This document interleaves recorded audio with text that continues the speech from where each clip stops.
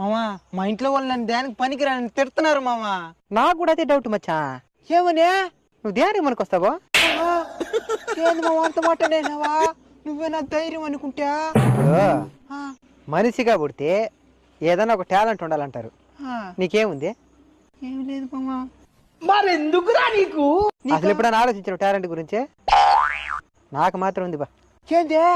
ఎదుటి మనిషి వాళ్ళ పేరు చెప్పకుండానే వాళ్ళ పేరు ఎందుకు అనుకునేస్తా. అదెట్ట మామా? పక్కన అడిగి తెలుసుకుంటా. నేను ఈ నాకు ఇంట్రెస్ట్ పోయింది. ఇన్రా ఇప్పుడు అయిపోలేదా? చెప్పు. ఈ టాలెంట్ నేను గిన్నిస్ బుక్ లెక్కిద్దాం అనుకున్నా. Guinness book? అదేంది మామా?